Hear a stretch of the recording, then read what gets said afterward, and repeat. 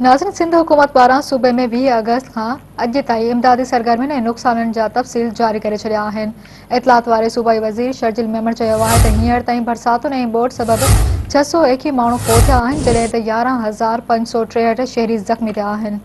शर्जिल मेमण चयो त सूबे जे मुतासिर ज़िलनि में शहरियुनि लाइ 1,716 रिलीफ कैंपूं कमु करे रहियूं आहिनि। 5,94,620 मुतासिरनि खे रिलीफ कैंपनि में मुंतक़िल कयो वियो आहे।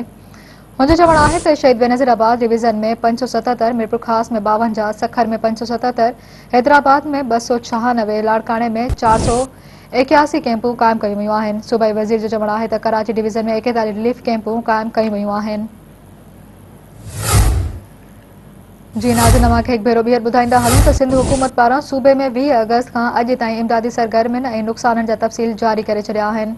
इतलात वारे सूबाई वज़ीर शर्जिल मेमण चयो आहे त हींअर ताईं बरसातुनि ऐं ॿोॾि सबबि 621 माण्हू फोत थिया आहिनि, जॾहिं त 11,563 शहरी ज़ख़्मी थिया आहिनि। शर्जिल मेमण चयो त सूबे जे मुतासिर ज़िलनि में शहरियुनि लाइ 1,716 रिलीफ कैंपूं कमु करे रहिया आहिनि। 5,94,620 मुतासिरनि खे रिलीफ कैंपुनि में मुंतक़िल कयो वियो आहे।